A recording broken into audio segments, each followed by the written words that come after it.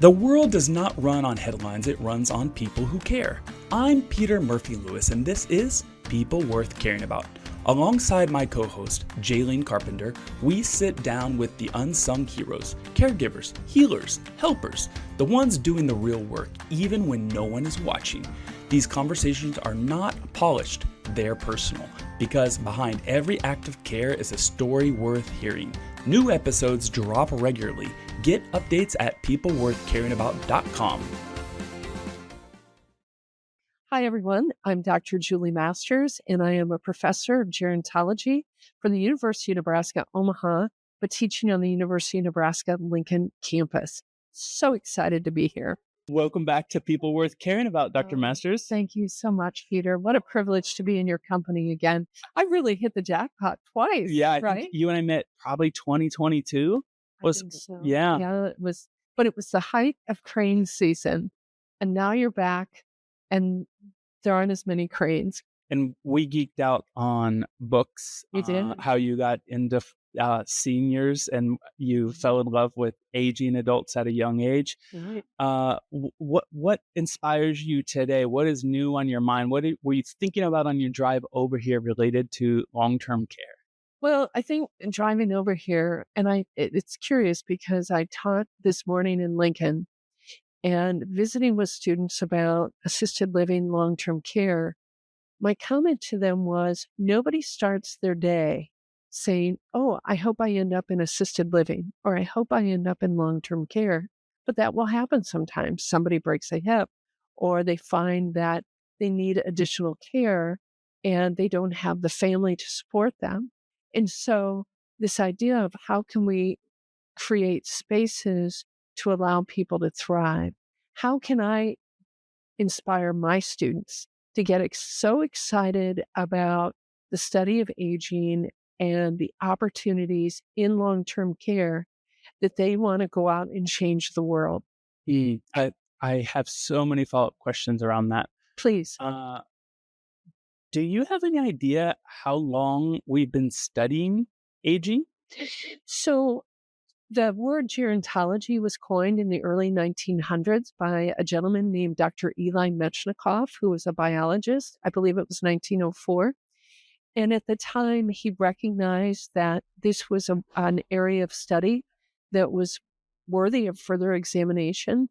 If you've ever heard of the word adolescence, coined by G. Stanley Hall, he also coined the word senescence. And this idea of this period of time where people age. And yet when Metchnikoff and G. Stanley Hall were thinking about aging, what they didn't know is that people would find themselves living into much more advanced ages. So 85, 90, 95, and 100. And so what we understood about aging then is different than what we understand about aging today. What's the biggest change you would say?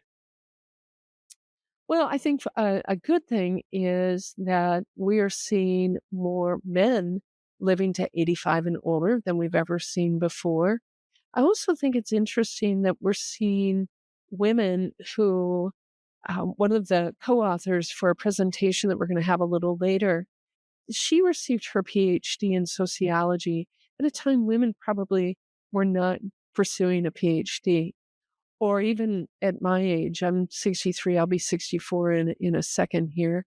And it's that idea that the opportunities have changed for women, whether it's as an academic or a physician or an attorney or an accountant.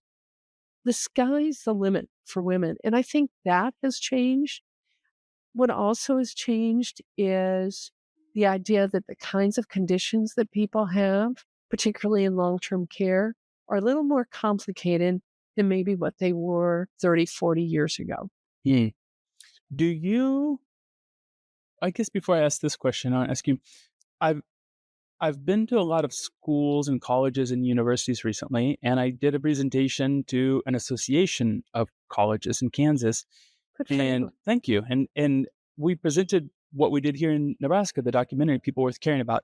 And I sense, they didn't say it out loud, but they would say it to me because I'm not a peer of theirs, that almost all of the colleges are in crisis, not just because of things related to Trump and visas, but there's a questioning of upper education for quite some time, and there's decline, there's fear of AI. Um, is it happening in gerontology as well? Well, it's interesting that and we didn't even talk about this before this interview took place. So we've been doing research in our department with a gerontology database that a handful of research assistants developed. So if you go out to gerontology, .unomaha.edu or just type in gerontology database, that will take you to the page where that database rests. And what we've been watching and observing is, before the current election happened in November, prior to that, we were seeing a decline in the number of gerontology programs across the United States, whereas we were seeing just this huge uptick in program growth. It seems that about the time of COVID, and I affectionately refer to it as the COVID curse, that we saw this shift in terms of interest and enthusiasm in wanting to study aging.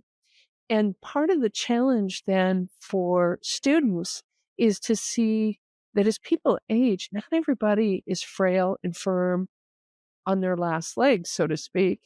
uh, that there are many older people that are vibrant and engaged and active in the community. But I'd also say you can find those same people in long-term care setting.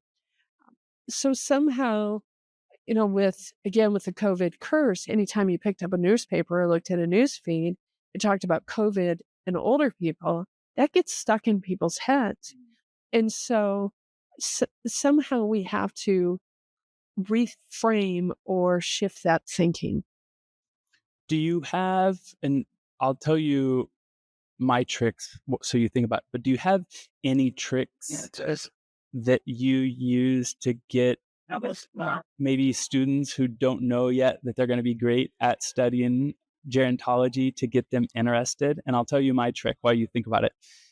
I I've spent the last 10 years living professionally mostly as a storyteller, whether it be a podcast or documentary. Before that, I was in the travel industry and I taught people to talk about themselves to make people fall in love with their country. And my trick to get people to learn how to storytell is to think about somebody really important in their life. And they can usually tell that person's story well, but we can't tell our own story because we feel like we can't see it or we're too humble or whatever it is.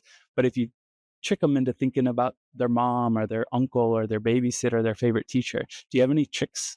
So it's curious you say that, and I don't couch it that way. But yesterday, this is, by the way, the first week of the semester at the university. So it's kind of a hectic time. But we started off in the psychology of adult development and aging course of who are your role models? Who are the people? And it was extraordinary. One student said, well, my grandpa, he's 94 or 95, I think it was, and he likes to climb up into the combine and ride around in the field because that's his life. Another young woman mentioned that her grandmother is 84 and that monthly she goes on trips to all different countries with a group of women, and they're living their best life. To other examples, but curiously, they were family members that they described. And I said, what about just people in the community, or what about famous people? And they mentioned people, your traditional Betty Whites and Vera Wang and so forth. But I need to take a page out of your book and say, let's start telling the story. That's why there's a book I mentioned to you, the Book of Charlie, that I'm having the students read in the Psych of Adult Development, because I want them to see an example of someone that managed to live to be 109, didn't let adversity bring him down, didn't let tragedy change his narrative, but that he was able to grow from the experience. I have a follow-up question on the book. What is a non-academic book that has been in your curriculum the longest or most amount of times? Oh, we talked about this a while ago. So I also teach Death and Dying and Tuesdays with Maury, Okay. which I use every semester because what's interesting is the students more than likely have not been exposed to it. So it gives them a chance to learn about it. but it's a gentleman that's dying. But then I've also have Elie Wiesel's Night, and then companion that with his final book, Open Heart, so that students can see here's somebody who really went through horrific conditions as a young man, as a teenager. And now here he is as an older man. And here was how he looked at life. I think for these questions. Yeah, wow. Yeah. Well, I'm actually just doing this for my own interest to write down books. I don't remember if we talked about this, but have you read the book, Fear of... It's about the hospice nurse in Australia, Fear of Dead and Dying? Oh, I'll share it with you afterwards. It's after the 5 Languages of Love. It's the book that I've gifted the most. Really? Yeah. So for those of you who might be... Great question. What's the book you've gifted the most? Well, I have a computer in front of me. The Fear of Dying? Let me look it up. The Fear of Death. Hospice nurse book, Fear of Dead Dying. Isn't it grand that you have a go-to book to give people? On Death and Dying by Elizabeth. Oh, Elizabeth Kubler-Ross. Yeah. Oh, that was from 1969 and where she developed her 5 stages. It's an interesting read, and it's through the lens of one person. But interesting. Yeah.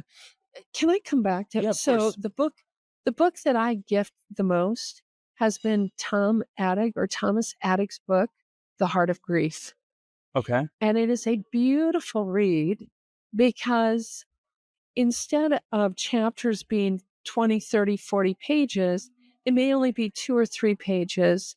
And it gives people the chance to read it, think about it, really meditate on it, and then continue. Love it. Let's move to movies or TV. Are you drawn to documentaries or movies or shows to also learn from them? Like, I'm really drawn to Young Sheldon recently because I'm interested how my son is learning from it, and therefore I'm learning how to be a parent by the way that he learns. Do you watch things on screen in a similar format? I gotta tell you, I don't have a lot of time. There was a movie that I saw coming back from Seattle. I'd gone to the Gerontological Society meeting, and that was Thelma. Did you happen to see it? I don't think so. So Thelma's this woman that lives at home, and her grandson takes care of her. And it's part of that grandparent scam. She gets taken. Somebody calls, and she thinks it's him. And she goes to see her friend who lives in an independent assisted living community. And they together go after the scammer. That was a beautiful film. And I think, something like that was very useful. But I was also on a plane, and that was what I needed to do. Dr. Message, I have a question for you around recent knowledge or observations that you have acquired. And I'll plant the question in the following manner. I think the difference between me and you in understanding aging from an academic point of view is probably 50 years of expertise, right? I've never taken one single class. So all I've done is talked about it and probably read very superficial blogs. So it's almost hard for me to understand, what have you learned in the last year? Do you know, you really are quite good at your position. I hope you know that. You're very good. So like I said, I'm a minute away from turning 64, and I graduated with my master's degree in 1985. So there's been a lot of decades there. But my appreciation of aging has really emerged not only from books and film and things, but my own aging. And having to, because of a health issue that I had, having to go to multiple healthcare providers, having to go to, for referrals, having to get this rather convoluted prescription list, and thinking, how do older people do this? Using different apps to be able to log in advance and be able to scan my insurance cards and other things. And again, thinking, how do older people do this? Going to a pharmacy, nationwide pharmacy that remains nameless, that's not open a lot, the people right figure out who that is, and then to find, that they won't cut pills for people, that, oh, we don't do that. And then I think, but what about that older person who may have a tremor? Or what about that older person? I had cataract surgery a couple of years ago. What about that older person who has to try to put drops in their eyes, but they have severe arthritis or they have a tremor or whatever the circumstance? And Peter, we could do such a better job of making life more adaptable for people as they age. Huge. One of the cool things, so I mentioned being on a plane to Seattle, watching this film, which I also saw Coco, going to Israel on a trip one time, and I thought, this is the best way to watch a film because I feel like I'm being productive. Anyways, every restroom, every stall has grab bars. So not just the handicapped stalls, every stall. And I thought to myself, what a great idea. Because I may not think I need the handicap stall, but maybe I do need some help. I know that's a bit of a, I wasn't expecting that answer today, but it's that idea of how can we adapt our world to make it more age friendly? And you hear that bantered about age friendly communities. UNO, the University of Nebraska Omaha, is an age friendly university. What does that really mean? And why can't we make all of the United States age friendly? So that whether I'm your son's age or my age, I can still navigate my environment. Where my mind went with that is yesterday I had a call with an internet friend. So I haven't met him in person. And I am on one of his consultant platforms. So he has a platform where he matches up mentees with mentors. And I was an early mentee on his platform about 5 years ago, paying for it so I could have access to smart people who would give me advice and I could ask specific things. And then I became a mentor afterwards, and I give away kind of free pro bono advice. And he said, you know what I want to do next? I said, no. He goes, well, I want to make a platform for parents to talk to other parents who've already had experience with the pain point that the mentee has. And I said, I love it. I said, I'll be a paid parent and I'll be a parent for things that I feel comfortable talking about. And where I thought about how great would it be if there was a simple platform, and maybe we do it in person, but in every city or every county, there's a group of, 5 to 15 adults who are aging, and people, they talk about things without other people not having to ask questions if they don't feel comfortable. So you could almost listen to them. So if I were 70, but I felt like I was going on 80 and I was getting scared, my kids weren't close by, I could hear about all of those things. I feel like that would be so comforting. It would be, wouldn't it? And the thing about aging that we know is as people get older, they become less alike as opposed to more alike. And we tend to lump older people together as a group, and yet it couldn't be further from the truth. It maybe is a little easier for children because, okay, we know that kids are developmentally going through this, but as people age, they've already done that. Now they're on to a new chapter. I love that idea. And maybe we talked about this, but the grandmother's bench in Zimbabwe, and the idea of these older members in the community they've already been trained as volunteers. They sit on a bench, and then people come and sit down next to them on the bench, and they talk about what's going on in their lives. And it's generally challenges and offering advice, helping them to see things in a little different way. Oh, that's cool. And that's what you do, right? Cool. In terms of storytelling, you allow people to see things in a different way. Maybe they're uncomfortable sharing their story, and yet they never thought of it that way. There's a podcast that I just discovered in the last 2 months. I think it's called On a Bench. And it's a gentleman who starts recording before he goes down and sits down next to somebody. They don't know that he's recording. Obviously, he wouldn't put them on if they didn't accept permission. Okay, I hope so. And he sits down and he says, "Hi, I'm doing a podcast that's 100% anonymous. Do you mind if I ask you some questions? And the person says yes, and then he has this conversation with someone anonymous, and it's really, really fun. Well, think about how people, isn't that interesting? Think about people who on airplanes and they'll tell their life story, or they get their hair cut, or they're at a Taxi drivers. I remember in the 90s talking about my problems with my girlfriend with the taxi driver. And the thing is, there's that anonymity really allows for an openness that people may not have with anyone else.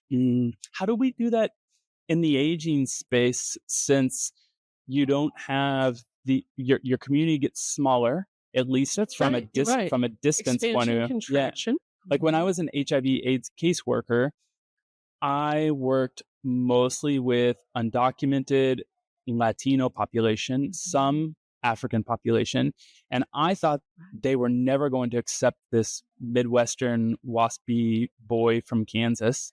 And it was completely the opposite. They loved the fact that I don't live in their neighborhood. I don't go to their church. They don't see me at the nursing home. And they didn't feel any judgment by me because I didn't know what they felt inside of their own communities. Like we always have a joke. Like that cousin from Ohio.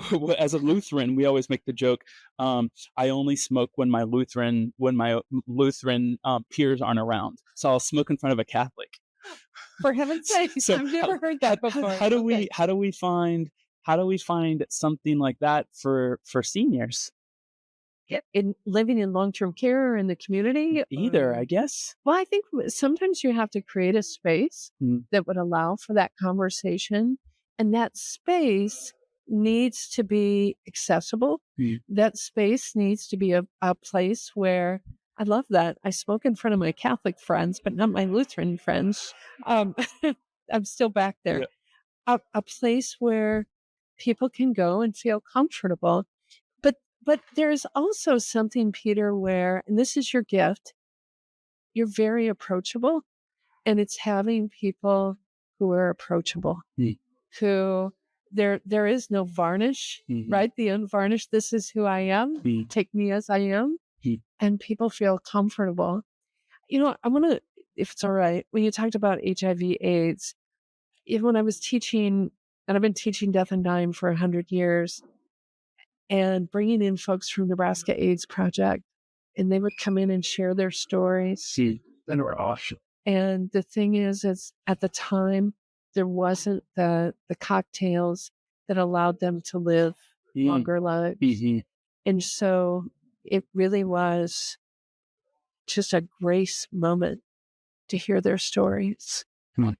And we just realized there's people with when they had COVID was such at its height, or you have other conditions where when it's hospice, where people can share their story and how much they want to share their story, but is there someone that's willing to listen? And I think we do that sometimes with older folks, don't we? With just us and them as opposed to we. And when we can go face to face and tell me your story, how beautiful that can be. I had one other question around. Did I interrupt your thinking? No. You're going perfect. It is really. But I think it's so. Again, back to this idea of, can I create a space? Can I find a place where people can go to, where they can have conversation, but not in there was a wonderful article yesterday that I came across about Helen Mirren and how she said, young people are so condescending. And my husband and I may walk down the sidewalk and people say, isn't that cute? How often do we do that with a young couple? Isn't that cute? We would never do that with a young couple. So even rethinking our approach. Now I remember it. It was related to your question. I knew I could go. Thank you. You're welcome. It's related to your conversation about bringing in people with HIV and AIDS. And this is probably between gerontology and psychology, but I think that it's different when you're aging than when you're young. And I have two people in my life who have terminal illnesses. One of them is a terminal illness that no one understands and there's no real solution. It's chronic regional pain syndrome. It's called the suicide disease. Because they reach a point they can't do it anymore. It feels like your hand and your feet, your extremities are in a boiling pot of water. And if you amputate it, it moves to another extremity. And so I'm wondering how this is for aging or for seniors, that the not knowing, the uncertainty is more painful than knowing. So when I worked with HIV and AIDS, the majority of my clients weren't at the same stage of fear that I am with people that I know who don't really know. And I wonder if part of our fear of aging and death in the United States is because sometimes it's sudden. And I wonder if it's because we're this productivity culture or this anxious society that we have, that anxiety of the uncertainty makes us more afraid of aging than others. Well, it's a question that I ask my students frequently. What are you concerned about in terms of aging? And it's everything from physical issues to cognitive issues to it was interesting. One student yesterday said being bored. They just seem like they're bored, to losing independence. And there's a whole slew of things that people can be concerned about. But I think in part because the examples that we've provided to people have been limited. That's why I like the Book of Charlie, because here's a guy that challenge after challenge after challenge, and yet found a way through resiliency to get past those challenges. I think we need, just as we teach people how to be young people, there's opportunity there for education on here's how you can look at your own aging in a different way. If we took more of an active approach to our own aging, for some people already do, but just to say, doggone it, I'm going to figure this out, and I'm going to figure out a way that I can still have meaning and purpose. And some of the organizations I know that are really, in terms of their own kind of mission, vision statements, are how can we give people a sense of meaning and purpose? What sorts of things can we do that would allow them, that you hear people say living their best lives, but I think that's true. I can still live my best life even if I'm 90 and incapacitated, because if I can still give to someone else. Dr. Masters, thank you so much. I told Jaylene, for those of you who are listening, we're at Nebraska Healthcare Association. I hadn't mentioned that before, and that you, Dr. Masters, were one of my favorite guests that she introduced me to 2 or 3 years ago. I feel like I could have this conversation without a microphone for a couple hours and just follow you around and pick your brain. Thank you. Thank you so much. Well, Peter, I would say I could do the same thing with you, because you've given me some things to think about that I'm going to take back to class tomorrow and to share with the students that we visited. And this idea of how do you create your story? You really have a gift, and I'm grateful that you would share a little bit with me. So thank you. Thank you.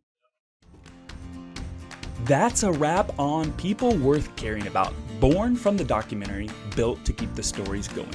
Shout out to Nebraska Healthcare Association and Jaylene Carpenter for helping launch it, and to Ohio and New Mexico for making future seasons real. Watch the docuseries online or at peopleworthcaringabout.com. And if this episode meant something to you, leave a review. It matters. Take care of yourself and the people worth caring about.